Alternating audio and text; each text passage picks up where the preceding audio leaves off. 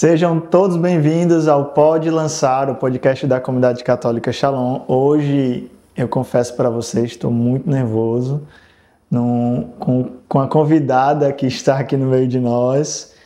E nós vamos falar hoje de comunidade. Estou com a nossa cofundadora, escritora, autora, pregadora e tantas outras coisas, a nossa mãe espiritual, Emi Nogueira. Pecadora. Seja muito bem-vinda, Emi, ao nosso Pode Lançar. Obrigada, cara. Alegria estar aqui com você que está nos assistindo.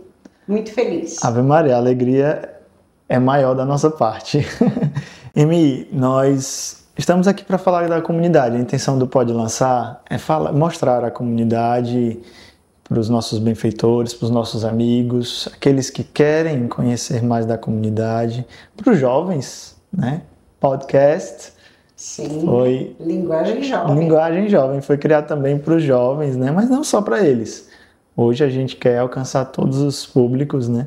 Aquelas pessoas que sentem-se atraídas e que de alguma forma também contribuem com o crescimento da comunidade. Eu queria começar perguntando, nós vivemos sobre uma graça nova da dedicação da Igreja do Ressuscitado, a primeira igreja da comunidade católica Shalom construída, né?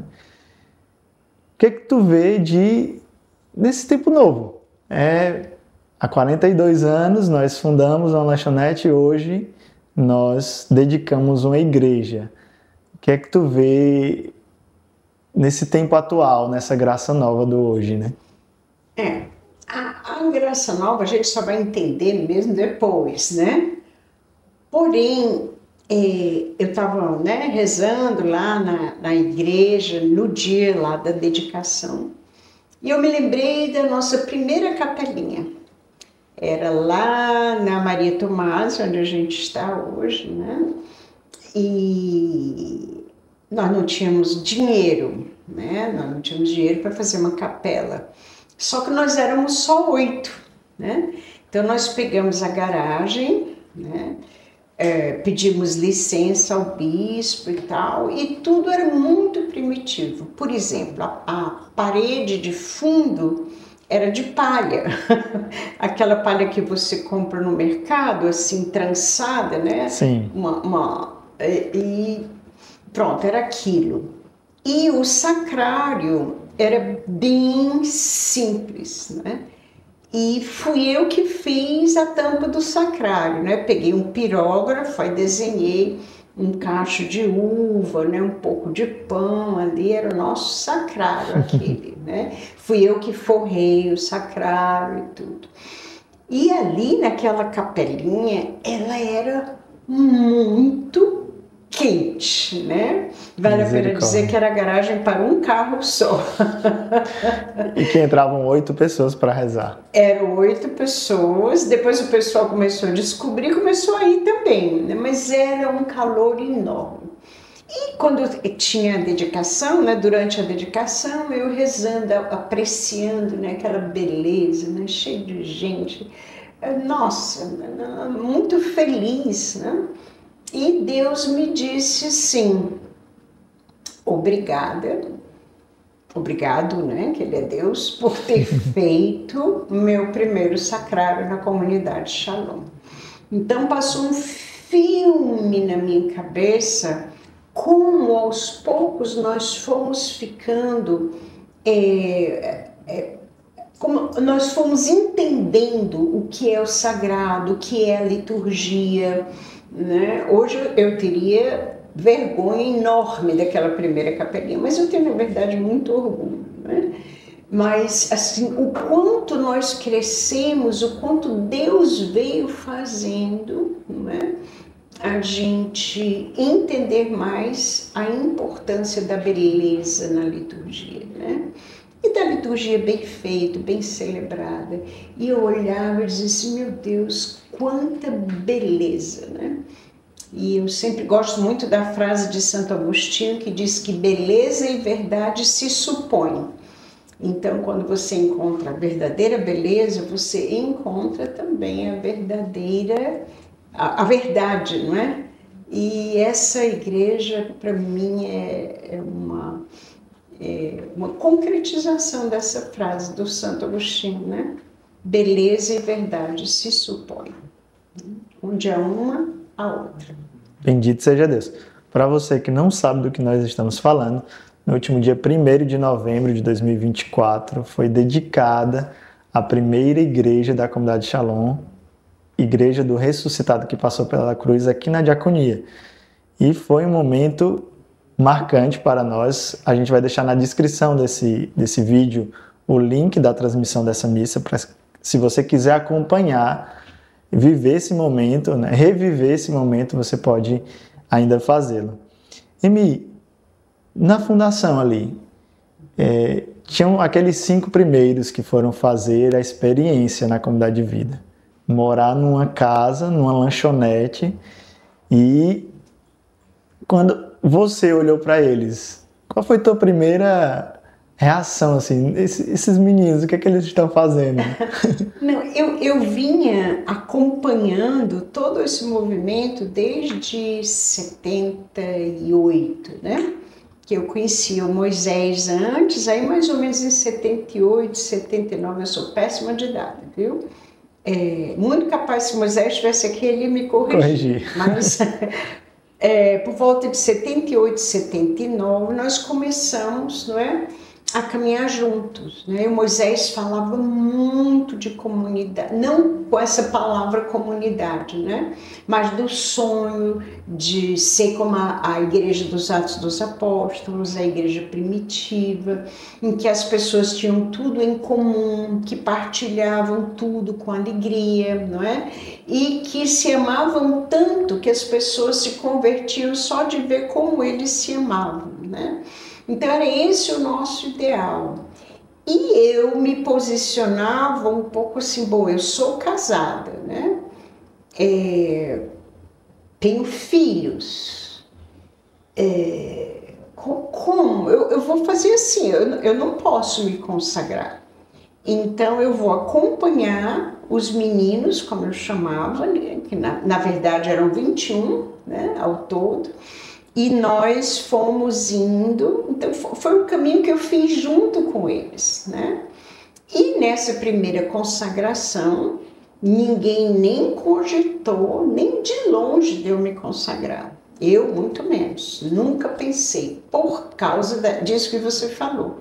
Se eu tivesse me consagrado naquela época como casada, mãe de filho, como a gente diz aqui no Ceará, teria sido um escândalo para a igreja, um escândalo para a sociedade, porque ninguém entendia a vida que nós queríamos levar, né?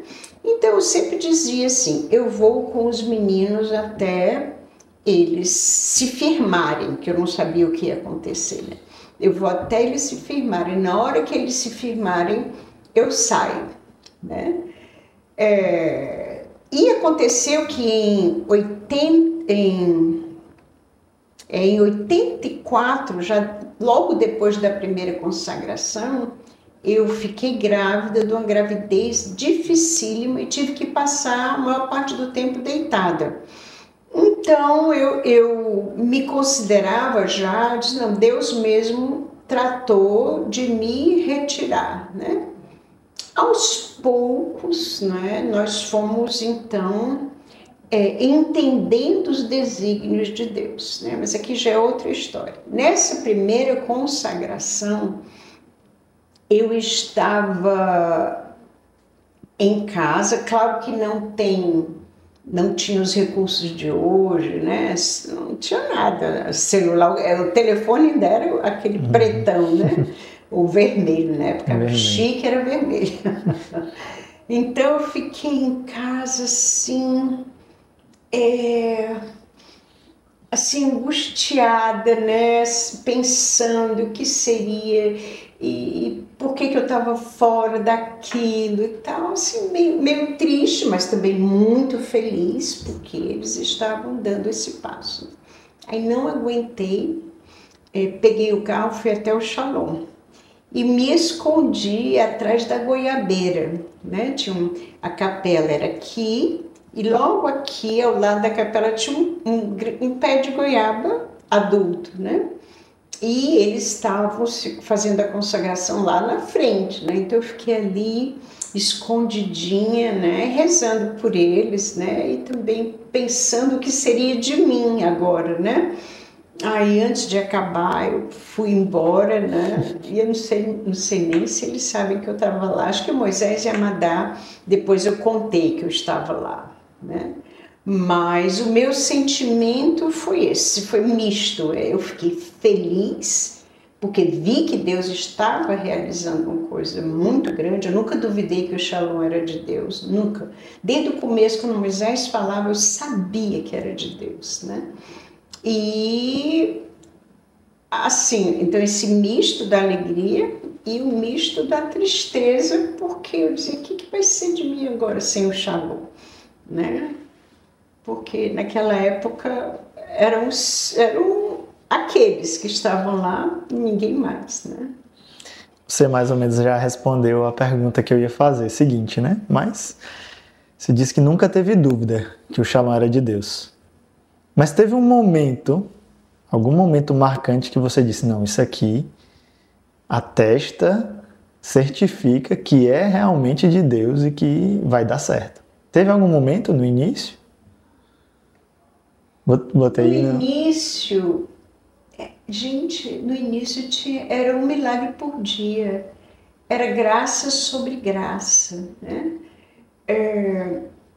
Eu, devido à minha amizade com Moisés e a gente conversar muito e tal, eu dizia a Deus, eu quero o que esse menino quer. Eu chamava Moisés de menino, que até hoje eu chamo, viu? Tá longe de ser menino, muito longe. Mas eu dizia, eu quero o que esse menino quer, eu quero o que ele quer, né? E eu sabia que aquilo era de Deus. Uma das coisas que me confirmou, mas eu não vou dizer que é um momento, assim, né? Mas foram as perseguições do começo, né? Isso confirmava muito que era de Deus, né? Muito mesmo. Outra coisa era a divina providência, porque você dizia assim, nós estamos precisando de... naquela época ainda era, eu acho que ainda era cruzeiro, sei lá. Nós estamos precisando de 320 e 30 centavos, entendeu? E aí aparecia, sabe Deus, de 320 e 30 centavos, né? Nós dizíamos, precisamos pagar, sei lá, o aluguel, ou a luz, ou, né? E aí aparecia uma pessoa e dava exatamente o que nós precisávamos, sabe? Sem ninguém pedir, claro, a gente não deve, né? Dizer, olha, não tem dinheiro para pagar a luz. Ainda mais naquela época, porque o povo ficava torcendo para ver se ia dar certo. Então essa ação da Divina Providência sempre me impressionou muito e me mostrava também que era de Deus. E a terceira coisa, eu diria, é a quantidade de pessoas que foi vindo sem ninguém chamar. Entendeu? As cadeiras não eram confortáveis, as mesas não eram bonitas, não tinha nada que atraísse ninguém. O sacrário feito pela Emi. O sacrário, graças a Deus, esse sacrário se perdeu, porque era tão feio. Emi. Não, é muito feio. Eu não sou artista. Fica aí pro pessoal do acervo e atrás do sacrário. Não, já foi destruído há muito tempo. Bom, então isso. Então as pessoas vinham e ficavam e cresciam na fé e recebiam graça sobre graça, né? Pessoas curadas de doenças incuráveis, né? Era muito impressionante, né? Não dava para duvidar que era de Deus, não dava, era óbvio que era. Emi, você falou das perseguições, dos desafios que comprovam, né? Atestam uma verdade que é maior, né? Que nos ultrapassa. Acredito que deve ter alguém aí nos assistindo que esteja passando por um momento de dificuldade. Sim, com certeza. De prova, de luto, de enfermidade. Teria alguma coisa a nos dizer a respeito desse assunto? Acho que você prega muito sobre isso, fala muito sobre isso, né? Mas alguém pode estar passando por esse momento agora. Com certeza. O sofrimento, ele é da condição humana, né? O fato da gente ser humano supõe passar por vários limites, vários sofrimentos.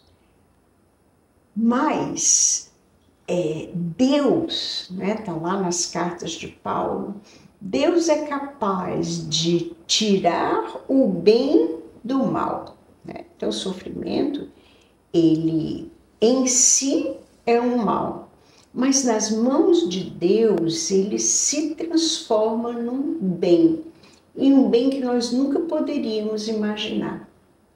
Ontem aconteceu uma coisa muito interessante, eu fui fazer um exame neurológico no SARA, no Hospital SARA. E o médico, quando ele entrou, disse assim, olha, meus parabéns, tarará. E eu fiquei, parabéns pelo quê? Pelo quê? Ele disse, olha, que me interessei muito pelo seu livro, Como Transformar a Dor em Amor, né? E eu disse, por que o senhor se interessou? Ele disse, não, deu uma desconversada, assim, e aí eu fiquei vendo, né, aquele médico que estava, eu passei das 10 às 12 tomando choque, né, era um exame de eletroneuromiografia, que você toma vários choques, e um exame de potencial evocado, que aí é que você toma choque mesmo, né? E aí, quando acabou, eu brincando com ele, eu disse, eu vou escrever outro livro.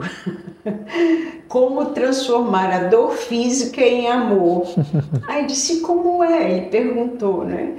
Eu disse, isso aqui que o senhor está vendo, faz tempo que eu sinto dor aqui, mas eu posso transformar essa dor em amor, oferecendo pelos padres, pelas almas do purgatório, pelos pecadores, né?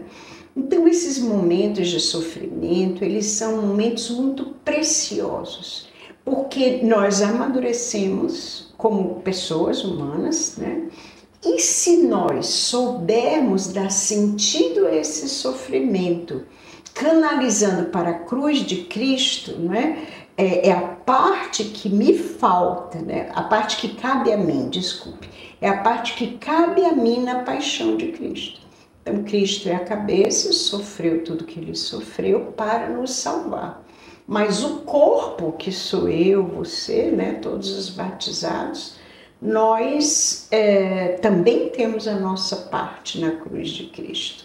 Então, assumir essa parte, unir o sofrimento. Para mim, o pior sofrimento é o moral, né? O físico a gente vai levando, né? Mas o moral é dificílimo. E esse sofrimento, se você une a cruz de Cristo, ele passa a ter um sentido, porque ele serve para a salvação de muito mais pessoas do que você imagina. E a sua própria, né? E dos seus familiares, que geralmente são os familiares que tiram o juízo da gente. Glória a Deus. Emi, nós nascemos Shalom. Deus, quando escreve em nós a nossa identidade, nós que temos a vocação, somos vocacionados, Deus nos coloca ali o germe da vocação, do carisma, né? Mas nós nem sempre estivemos dentro do carisma. Nós tivemos uma vida antes e uma vida depois. E é exatamente em cima disso que eu baseio a minha pergunta. Em que o carisma te moldou? Existe uma Emi antes, existe uma Emi depois, né? Que o carisma Shalom despontou, nasceu, digamos assim. O que o carisma moldou em você, Emi Nogueira? Então, muita coisa. Eu costumo dizer que eu era uma antes do batismo no Espírito Santo, aí me tornei outra depois do Shalom, né? E ainda tem aqui, me tornei outra depois que eu deixei, né, a assistência de formação. Então tem 4 partes aí. O carisma moldou em mim, primeiro, o trabalho em conjunto, né? E a pertença a Deus junto com outros irmãos. Isso é excelente para moldar todas as virtudes, né? Porque os irmãos às vezes exigem paciência, humildade, fraternidade, esperança, escuta, né? Então, o carisma foi me ensinando a viver mais para os outros do que para mim mesma, né? É a famosa saída de si, né? Que é uma das principais propostas do carisma Shalom. Sair de mim para ir ao encontro do meu irmão, né? E eu não encontro melhor maneira, eu não conheço, né? Melhor maneira de moldar as virtudes do que sair de si para o encontro do irmão, seja quem for o irmão. O irmão podem ser os filhos, o cara que trabalha do meu lado, o professor de estatística, que é a coisa que eu mais detesto na vida, né?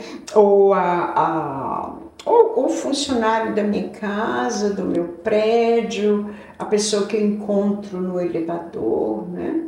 Às vezes você vê as pessoas juntas, mas mesmerizadas, né? Voltadas para si. Então você chega num consultório do médico, por exemplo, tem aquele monte de gente esperando, cada um no seu celular, né? Então eu fui aprendendo que tem como quebrar isso, né?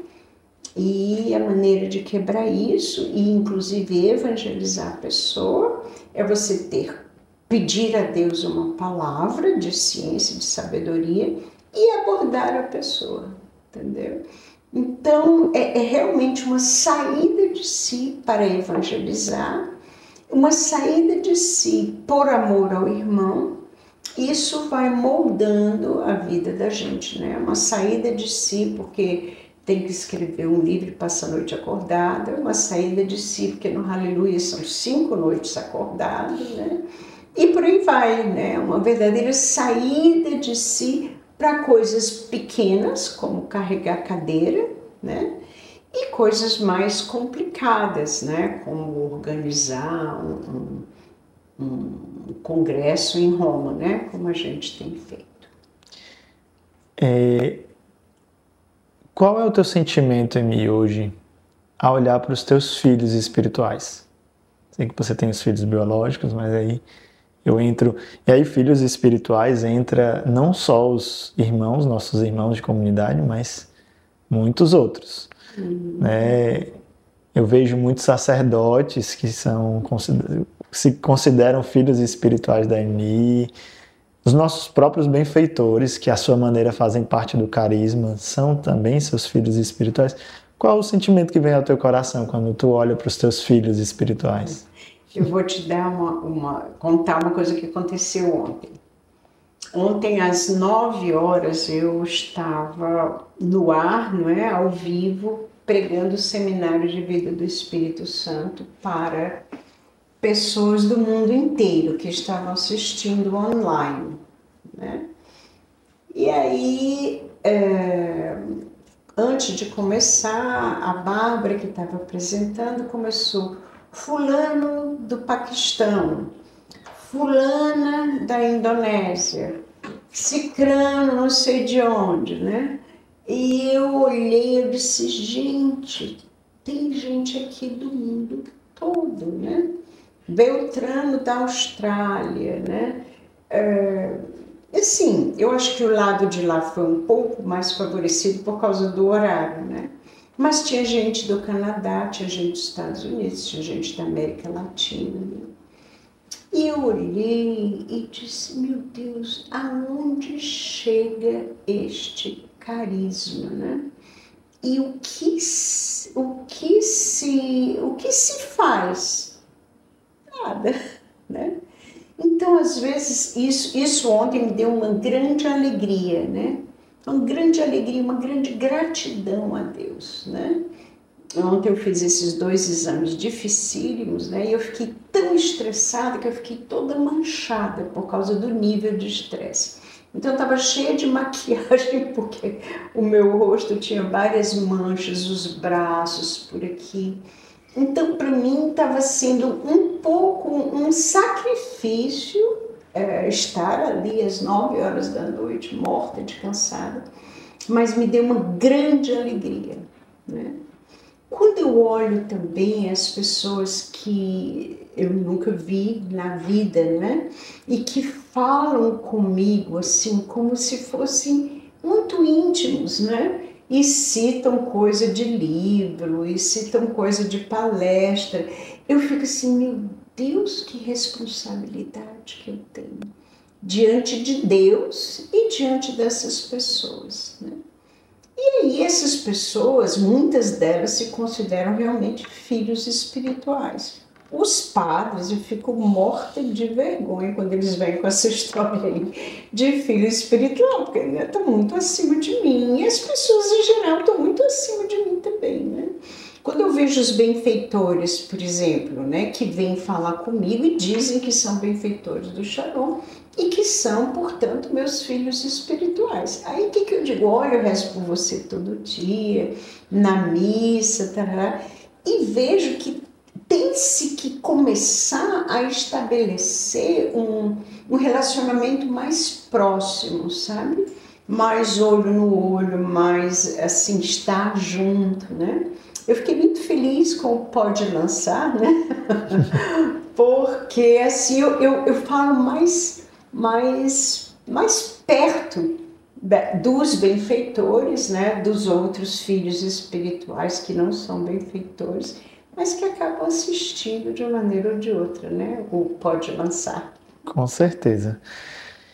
Emi, numa perspectiva de futuro, eu tenho 2 perguntas agora um pouco, pode parecer confusas, mas a primeira é, numa perspectiva de futuro, o que é que você almejaria como comunidade hoje, como fundadora da comunidade? O que é que você diria? Não, nós almejamos chegar ali, naquele país, não sei se você pode citar, mas num país específico ou numa cultura específica.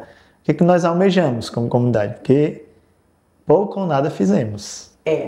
Pouco ou nada fizemos. O que eu mais almejo e mais peço a Deus é a santidade da comunidade, né? Que nós sejamos santos. Senão nada terá valido a pena, né? Quando eu falo da comunidade, não é só quem tem tal, não, né? É tudo isso que a gente chama de filhos espirituais, né? A santidade. O que eu mais peço a Deus é a santidade. Quanto aos países, a minha torcida pessoal é a Índia. Não sei porquê, tenho uma grande atração pela Índia. E uma vez eu tive um sonho assim meio profético, né? E com o sonho eu entendi, quando a comunidade for para a Índia, está perto de eu morrer. Eu tenho, não sei, por causa do sonho, que eu não vou contar aqui que o sonho é cumprido, né? Mas há países, né, ou localidades que você facilmente detecta qual é a necessidade daquele país, né? Mas há países que no plano de Deus eles ficam escondidos, vamos dizer assim, né? Se você me perguntar, a Europa necessita de uma nova evangelização? Sim, sem dúvida, está na cara. Bento XVI disse, né? Mas às vezes no plano de Deus tem um paizinho lá escondido, uma cidadezinha escondida lá na montanhazinha que vai ser luz para todo aquele povo, né? Então a gente tem que ir muito pelos planos de Deus. Por isso é que a gente vai onde os bispos chamam, né? Mas o que eu desejo mesmo para a comunidade e para todos os que fazem parte, né, da obra Shalom, o que eu desejo mesmo e que peço a Deus é a santidade. Lembra que João Paulo II diz que um santo, 101, um só santo é capaz de mudar o mundo. E Amy, dentro dessa, pronto, eu aproveito o gancho, faço a transição ótima para a minha segunda pergunta. Dentro dessa perspectiva de santidade, né, de resposta, há-se uma necessidade de Deus chama, exige de mim uma resposta. Eu fico pensando, se você e o Moisés e você tivessem esperado alguns anos para fundar a comunidade, teriam atendido o apelo de Deus? Sim. Mas talvez hoje a comunidade não teria chegado onde chegou. E precisava ser ali, naquele momento, em 9 de julho de 80, que o Moisés se ofertou, e 9 de julho de 82. E hoje talvez tenham jovens assim, assistindo aqui o podcast, que se colocam em dúvida quanto à sua vocação, quanto ao chamado de Deus. E eu acredito que quando Deus chama a santidade, Ele chama no hoje. Não sei você, mas eu acredito que seja assim. E comigo também foi muito assim. Se eu não tivesse respondido ao apelo de Deus naquele momento, talvez eu não estivesse aqui. Então, o que aconselhar para esses jovens, para essas pessoas adultas também, que talvez ainda procuram se encontrar na vida, e essa urgência também, né, de Deus? Qual conselho tu daria a gente? Existe, não há dúvida nenhuma que existe um tempo, né? Tá lá no Eclesiastes, né? Deus determinou um tempo para cada coisa. Mas eu vejo que, além do tempo, existem as amarras próprias daquele tempo. O que eu chamo de amarras, né? São as contingências que nos prendem. Né? Então, a gente vem sendo educado durante a infância, adolescência, juventude, o início da juventude, com alguns parâmetros, né? E em cima daqueles parâmetros a gente faz nossos planos, né? Então tem o parâmetro, a crença de que vai ser feliz quem tem dinheiro, quem se forma, quem tem um bom emprego ou funda uma empresa boa, né? Isso aí vai me fazer feliz. Essa crença, vamos dizer assim, cultural, ela vai bater de frente com o chamado. Porque a pessoa faz seus planos em cima daquilo e ela vai ter que quebrar um paradigma cultural, familiar, que ela tomou para si, um paradigma seu, né? Ela vai quebrar tudo aquilo para entrar numa vida que é desconhecida. Né? Claro que na vida religiosa, na vida consagrada, há também vários paradigmas, né? Tudo que o homem faz tem, claro, umas certas balizas, né? Para nortear o caminho. Mas é muito difícil você cortar essas amarras que te prendem a planos, a pessoas, a planos pessoais, né? Onde você acreditou que a sua felicidade ia ser, sei lá, uma família, um bom apartamento, um carro, um bom emprego, sei lá, né? A atividade que você quer fazer. E deixar tudo isso exige muito amor, né? Muito amor. Então, eu acho que as amarras, elas nos seguem com o tempo. Por exemplo, uma pessoa adulta já, que queira entrar para a comunidade de aliança, por exemplo. Mas ela tem os paradigmas dela, né? Ela tem os compromissos sociais, os compromissos de trabalho, os compromissos de família, os compromissos e por aí vai. E ela sabe que para se comprometer com Jesus, ela não vai deixar de ir aos compromissos, mas ela vai mudar a mentalidade dela com relação aos compromissos. Por exemplo, o Evangelho faz uma proposta de honestidade, de transparência, de amor com o próximo, que nem sempre certos tipos de trabalho conseguem preencher, né? Então, e o que eu diria para as pessoas, né? Coragem. Coragem. Vale a pena. Vale a pena. Eu me lembro que logo no comecinho do Shalom, uma pessoa me viu varrendo a calçada. Essa pessoa encostou o carro, né, um senhor carro, aí me chamou, eu toda feliz, fulana, tudo bem. Essa pessoa me botou lá embaixo. Como é que você deixa tudo? Como é que você deixa o seu emprego? Você era diretora do IBEL, agora está varrendo calçada. Como é que você...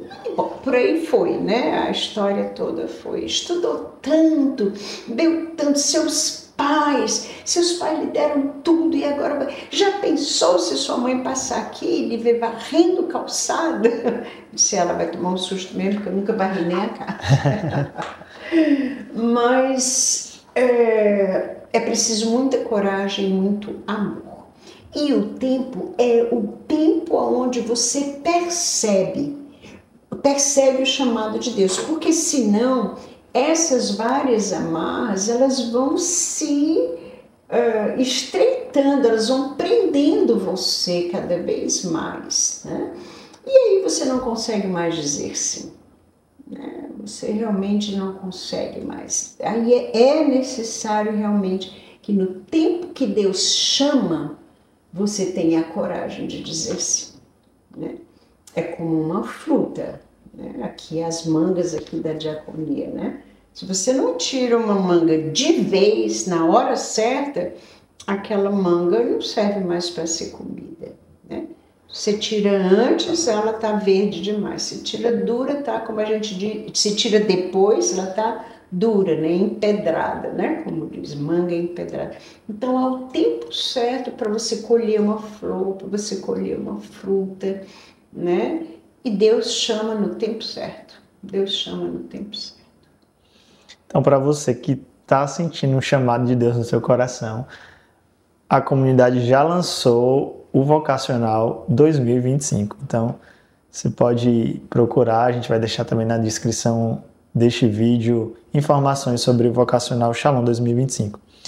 Emi, então a comunidade não poderia ter sido fundada em outro ano, teria que ter sido em 82. Se fossem me perguntar, se Deus tivesse me ligado, eu teria dito assim: Jesus, faz assim, tira a gente desse momento de igreja tão difícil, né? Nós em 82, nós estávamos vivendo, em 80 já, né? Nós estávamos vivendo um momento difícil na igreja do Ceará, né? Então eu teria sugerido a Jesus, bom, quando passar um momento difícil, você chama a gente. Foi, né? Por isso que o Papa veio, Emi? Ao Fortaleza? Não sei te dizer, não tenho conhecimento a esse ponto, realmente, não estudei, não sei. Mas, como eu disse, Deus não pediu minha opinião, né? Ele nos botou num momento difícil da igreja, onde nós não seríamos assim, imediatamente compreendidos ou aceitos, né? Não seria fácil as pessoas entenderem o que Deus queria de nós e nós não conseguimos explicar, porque nós não sabíamos. Entendeu? Então, encontramos pessoas como Dom Aloysio Lochaide, que nos acolheu como um pai, E isso nos deu força, né, para ir continuando. Mas Deus chama no momento que Ele quer. Realmente há um propósito para cada coisa sob o céu, né? Então Deus sabe o que é melhor para cada um, sem dúvida. Falando em igreja em mim, foi daí, desse momento, que surgiu o amor à igreja. Com certeza já vinha de antes, né? Sim. Mas o amor aos bispos, sim, né? Sim. O amor à igreja, eu vejo essa característica no Moisés desde 76, né? Quando a gente se encontrou. E esse amor à igreja, depois que ele encontrou o Papa, né, só cresceu, né? Eu vejo que o encontro com o Santo Padre em 80, né, já foi uma indicação do caminho que Deus queria que nós seguíssemos, né? E também foi uma graça e um incentivo assim, humano para dizer, olha, o caminho é este aqui. Estejam do lado da igreja, sirvam a igreja, obedeçam a igreja, mesmo quando for difícil. E aí, 2 anos depois, né, quando apareceu a lanchonete, que Dom Aloysio esteve na inauguração, que não é coisa pouca, né? Mas logo depois nós aprendemos a amar a igreja na alegria de estar no Castelão com o Papa e na tristeza de querer servir a igreja e não ser muito compreendido. Então isso aprimorou o nosso amor e a nossa fidelidade à igreja. Mesmo na dificuldade, nós aprendemos a amar a igreja incondicionalmente. Me veio aqui também, vocês chegaram a ter experiências de batismo no Espírito, evangelização, no Pirambu, com o Padre Caetano.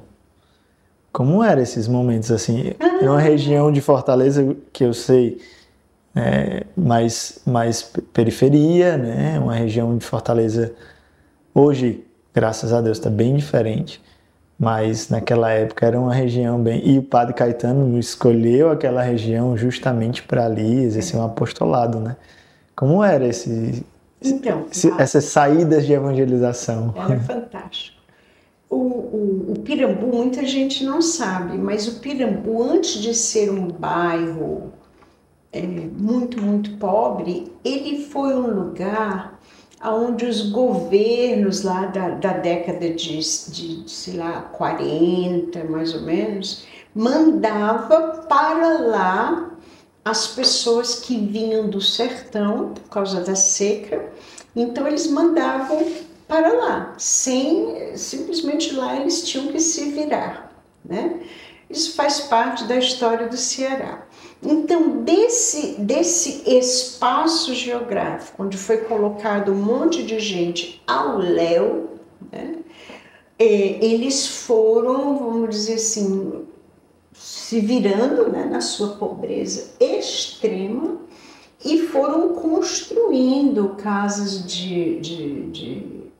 Taipa era um luxo, viu? Quando nós chegamos no Pirambu, na década de 70, as casas eram papelão, né? Papelão coberto com aquela lona preta, né? E às vezes não era nem a lona, era outro tipo de plástico, de aquele metal, alumínio, tirado das placas, sacos plásticos, etc. Então, foi assim que o Pirambu começou. Quando o Padre Caetano chegou, né, ele pediu realmente, né, para os superiores dele para vir para o lugar mais pobre do Brasil. Aí colocaram o padre, se eu não me engano, em Salvador. Aí ele disse que não era o pobre o suficiente ainda e veio então para o Pirambu, né? E o padre começou a evangelizar o Pirambu e Deus, como tem os Atos dos Apóstolos, né? Deus dava testemunho da pregação do padre com prodígios, milagres e sinais, né? Então, Moisés chegou a morar lá durante um tempo, né? Morava lá com um rapaz. E nós aqui da Zona Leste, eu tinha uma Paraty. Nós enchíamos a Paraty até no bagageiro, né? No porta-malas, e íamos para lá, numa estrada de pissarra. Hoje a gente tem aquela leste-oeste, né? 4 pistas ou 6, sei lá. Naquela época era pissarra e era muito perigoso, né? Mas nunca aconteceu nada conosco, nada. Então, eu não sei quanto tempo eu tenho, mas enfim, nós começamos a evangelizar no Pirambu, começamos a pregar para os drogados, né? A gente levava caixas de guaraná, caixas de madeira, naquela época não tinha plástico, um microfone, uma caixa de som. Aí pedíamos energia emprestado na varanda de uma senhora, né, que era mais riquinha, tinha até varanda, né? E ali a gente se reunia, a Madaia conosco, e iam todos, né, conosco, e nós então começávamos a evangelizar. Uns pregavam, outros cantavam, outros iam no meio. Foi o primeiro aleluia. Olha isso. Primeiro aleluia não foi no Parque do Cocó, foi no Pirambu. Foi, porque era exatamente esse modelo. Cantávamos para atrair, né? Pregávamos, enquanto isso, outros de nós iam no meio da multidão, que era 100 pessoas, 150 Nossa, pessoas, era multidão, né? Especialmente para pegar e tentar tirar o pessoal da droga, que naquela época a grande droga era a maconha, né? E a bebida, né? Dali já surgia um amor aos nossos amigos, imagino eu. Sim, ali nós aprendemos a beleza da amizade com como a gente chama os pobres, né? Eu me lembro que nós, nessas ações, né, que é uma história comprida, né? Vale a pena fazer um podcast só sobre isso. Já fica o convite para o próximo. Mas aí Moisés tem que vir, a mandar tem que vir. Ótimo. Aí nós entrávamos nas casas, né? E assim, eu me lembro que eu entrei numa casa uma vez da dona Raimundinha, né? E eu fiquei encantada. A casa de papelão mesmo, mas tinha assim uma espécie de prateleira, não sei como é que chama, porque ela tinha pé no chão, mas era como se fosse uma prateleira. E nessa prateleira tinha então pequenas latas de mantimento. Ela tirava o rótulo, não é? Hoje em dia o rótulo é impresso, naquela época o rótulo era de papel. Ela tirava o rótulo de papel, aí recortava a revista, que também tinha muito na época, né? Cruzeiro, Manchete, e ela fazia uma rendazinha ao redor da lata, entendeu? E essa renda era então presa, né? Com a tampa ou com cola, né? E a Raimundinha começou a ficar minha amiga, e eu comecei a ver que ela tinha, logo no primeiro dia, ela me levou até o quarto do pai dela, né, que era bem doente, não se levantava mais, né? E aí fui lá, eu rezei por ele, e toda a vida que eu ia no Pirambu, durante o dia, né, a Raimundinha me servia um cafezinho. E o cafezinho tinha areia no fundo. Porque lá é impossível, assim, as casas são vazadas. A água sabe Deus, né? Mas a areia entrava muito. É na beira da praia, isso é na rua Santa Elisa, né? Então vinha a areia e entrava, ela estava fazendo café, caía a areia do teto. Claro, né? Imagina, na beira da praia você...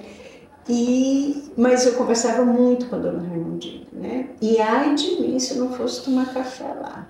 Então aprendi a ser amiga da Raimundinha, o paizinho dela acabou, claro, falecendo, né? Porque... E aí a gente eu aprendi a ser amiga das pessoas que viam a sua vida mudada pela pregação ou nossa ou do próprio Padre Caetano, né? Bendito seja Deus. Então você também que quer nos ajudar nas nossas casas de promoção humana, seja um benfeitor do Lançai as Redes, um projeto de benfeitores da comunidade Shalom. Você fazendo parte desse projeto, também vai estar alcançando as nossas casas de promoção humana, albergues, escolas, tantas crianças, tantas ações. No Rio de Janeiro. Morei lá. Morou lá? 5 anos, quase 6, no abrigo em Vigário Geral. Amo de... Foi de paixão. Elas fizeram para mim os biscoitos agora no meu aniversário, as velhinhas lá. Menino, biscoito tão gostoso, muito bom. Pois é, quando eu saí de lá, não podemos anunciá-las que eu iria ser transferido para não... Elas iam chorar. Elas iam ficar muito sentidas, Então saí de lá meio fugido, dei um abraço, contendo as lágrimas e saí. Mas amo de paixão, um abraço ao pessoal do Rio, de Vigário Geral. Emi, é uma pena, mas a gente está acabando o nosso podcast. Vamos para o último quadro, jogo de perguntas, que é o nosso Emi Responde, do Pode Lançar. A Emi, gente, também tem um canal no YouTube, Emi Responde, você já pode procurar, se inscrever e assistir os vídeos. E a gente vai fazer um mini Emi Responde aqui no Pode Lançar. Ok. Tá preparada? Pode ser Me Não Responde também, se quiser. Se não quiser, não me responde. Vamos lá. Quantas línguas a Emi fala?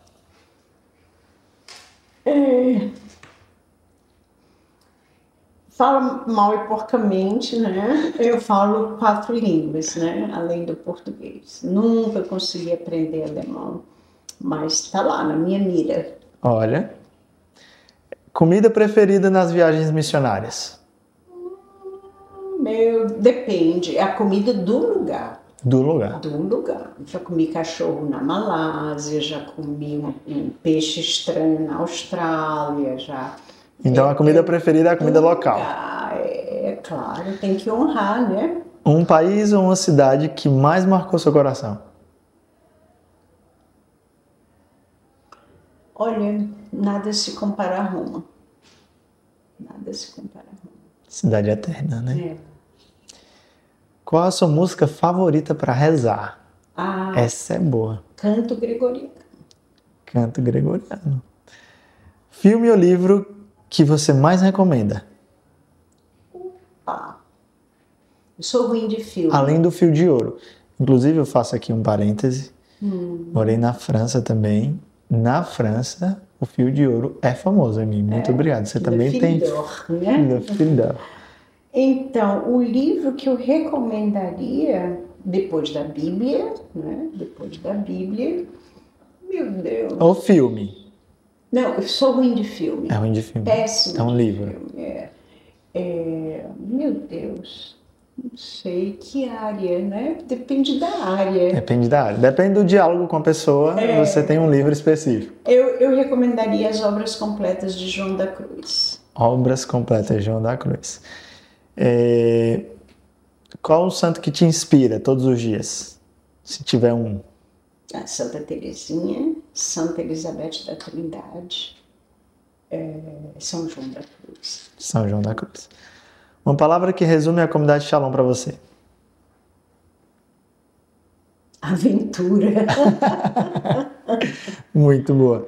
Se não estivesse evangelizando, qual profissão escolheria? Diretora do IBEU. Eu sou professora de coração.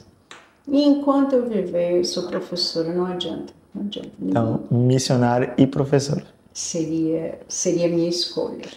Qual a sua forma preferida de descansar? Dormir, rapaz. Todo Shalom gosta de dormir. Todo Shalom precisa dormir. Cada vez eu me identifico mais com você.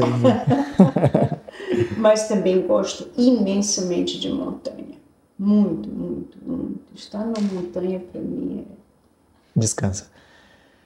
Flor que mais representa a beleza da missão. Uma flor que mais representa... Que representa a comunidade, por exemplo. que representa a comunidade. Você gosta muito de flores. É. A Amy gosta muito de flores, gente, de plantas.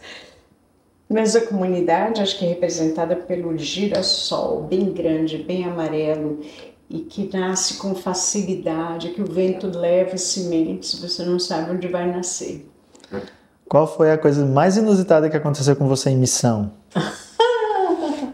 Meu Deus, tudo. Talvez a mais inusitada seja essa. Eu fui para um país onde era proibido o proselitismo. Tinha um espião na sala de palestra, ele me denunciou ao governo e eu fiquei presa no hotel em prisão domiciliar. Meu Deus! Legal, né? Isso é bem inusitado, Amy. É, bem inusitado. Isso foi em que ano? Não sei, o ano eu não sei. Foi na Malásia. É ruim de data, né? Sou péssimo de data, não faço ideia. A comida que mais você sente falta quando não está no Brasil? A comida que mais sinto falta? Rapaz, eu não sinto falta de comida nenhuma, porque eu sou tão curiosa para saber a comida do lugar que não... Não faz falta a do Brasil? Comida não me faz falta o sol. O sol do Brasil. O sol me faz uma falta enorme. Uma forma que você gosta de comemorar? Uma forma para comemorar? Comemorar um aniversário, uma conquista. Com amigos, fazendo confusão, barulho, rindo, né? Essa é boa. Se você pudesse resumir a espiritualidade Shalom em um gesto, qual seria? Braços abertos. O que mais te faz rir no dia a dia, Amy? O que mais me faz rir? Não sei, eu acho tanta coisa engraçada. Não sei, eu gosto muito de observar as pessoas, né? Pessoas mesmo na rua. Aí a consequência é que eu vejo cenas que ninguém vê, né? E aí isso me faz rir muito. Pois, Amy, está chegando ao fim o nosso Pode Lançar. Ave Maria, sou muito grato pelo seu sim, pela sua oferta. Muitíssimo obrigado. E também por estar aqui. O seu dia ontem não foi fácil. Você falou. Meu dia foi legal. Falou bem dele ontem, do dia de ontem. Mas muito obrigado por estar aqui. Agradeço a você e agradeço ao benfeitor, né?